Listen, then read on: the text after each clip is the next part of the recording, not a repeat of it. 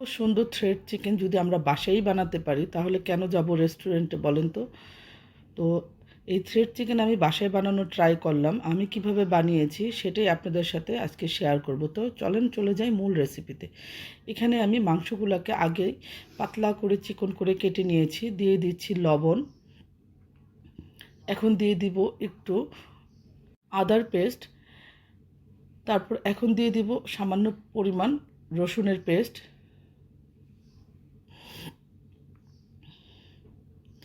এই চিকেনটা খেতে কিন্তু অনেক মজার। যদি সম্ভব হয় বাসায় বানিয়ে দেখবেন। এখানে দিয়ে দিব একটু কাঁচামরিচ পেস্ট।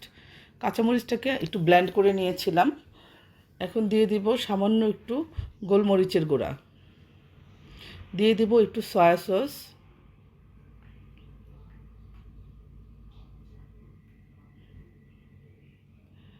এখন দিয়ে দিব মাস্টার্ড সস। এই প্রত্যেকটা জিনিসই কিন্তু দিতে হবে। এবং দিয়ে দিব রেড চিলি সস।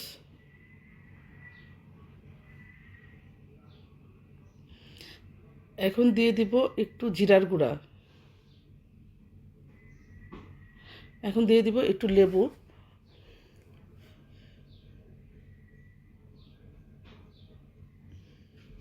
একটা ডিম ভেঙে দিয়ে দিব। আর দিয়ে দিব কর্নফ্লাওয়ার। এই সবগুলো উপকরণ দেওয়া হয়ে গেলে আমি এটাকে ভালো করে মেখে নিব মশলার সাথে, মাংসের সাথে যেন সুন্দরভাবে মিশে যায়। খুব সুন্দর করে মাখিয়ে নিব। এটা কিন্তু খুবই মজাদার একটা খাবার এবং বাচ্চারা এত বেশি পছন্দ করবে। আপনারা একটু বাসায় বানিয়ে দেখতে পারেন, খুবই মজার খাবার। এটাকে আমি ভালো করে মেখে মেরিনেট করে 20 মিনিটের জন্য রেস্টে রেখে দিব। এই তো আমার 20 মিনিট হয়ে গেছে। এখন আমি আগে থেকেই আপনার সাসলিকের কাঠি পানিতে ভিজিয়ে রেখেছিলাম। রেখে এটাকে আমি মাংসগুলোকে দেখেন কিভাবে ঢুকাচ্ছি। কাঠির ভিতর দিয়ে সুন্দর করে আস্তে আস্তে পুরো মাংসের ভিতরে ঢুকিয়ে ফেলতে হবে, পেঁচিয়ে পেঁচিয়ে। আপনাদের সুবিধার্থে আমি দু একটা বানিয়ে দেখাবো যাতে আপনারা সহজে এটা বানাতে পারেন। প্রতিটা জিনিস কষ্ট করে বানালেই কি হবে, খেতে কিন্তু সেই মজা হয়। এই তো দেখেন একে একে আমি সবগুলা মাংস এইভাবে সাসলিকের কাঠির মধ্যে ভরে ফেলবো।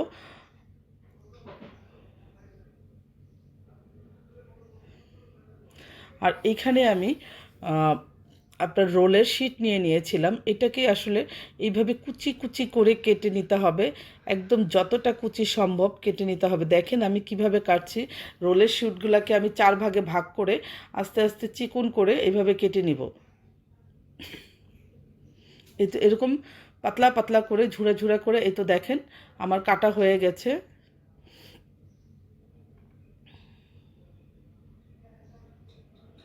তো এখানে আমি কর্নফ্লাওয়ার দিয়ে এটাকে মাখিয়ে নিব, তাহলে আপনার মানে ঝুড়া ঝুড়া টাইপের হবে। এখানে কিছু কর্নফ্লাওয়ার দিয়ে এই ঝুড়াটাকে, শিটের যে ঝুড়াটা করেছি, মানে এটাকে থ্রেড চিকেনের মেন ইনগ্রিডিয়েন্টস হলো এটাই। এটার ওপরে আমি এখন আস্তে আস্তে একটা একটা করে মাংস যে ভরেছি সেই মাংসগুলোকে রাখবো। আর আস্তে আস্তে করে আস্তে আস্তে চেপে চেপে এই মানে শীটের যে ঝুড়িগুলো আছে এগুলাকে আমি এটার উপরে বসাবো। দেখেন আমি কিভাবে বসাচ্ছি। আপনারা একটু ভালো করে লক্ষ্য করে দেখবেন। আসলে সব কিছু তো মুখে এত সুন্দর করে বলা যায় না, আপনারা দেখেও কিছুটা আন্দাজ করে নিতে পারবেন। দেখেন আমি কিভাবে বসাচ্ছি, মনে হচ্ছে পুরা মানে কি বলবো, কদম ফুলের ইয়ের মতো লাগতেছে। মানে এইভাবে একে একে সবগুলা মাংস আমি এভাবে রেডি করে ফেলবো। আপনারা দেখেন আমি কিভাবে করছি, ঠিক এইভাবেই আপনারা কাজগুলা করবেন। খুবই আলতু হাতে করতে হবে কাজগুলা। এবং দেখেন আমার সবগুলা মাংস রেডি হয়ে গেছে। এখন আমি এটাকে ভেজে নিব, ভেজে নেওয়ার পালা। তো চুলায় আমি প্যান বসিয়ে দিয়ে তেল দিয়ে দিচ্ছি। তেল দিয়ে হালকা কুসুম গরম হলে তেলটাতে আমি একে একে পিসগুলা ছেড়ে দিব। এখানে বেশি করে ভাজা যাবে না, দুটা দুটার উপরে ভাজা যাবে না, বেশি করে ভাজতে গেলে ভেঙে যাওয়ার সম্ভাবনা থাকবে এবং আলতু হাতে আস্তে আস্তে উল্টে দিতে হবে।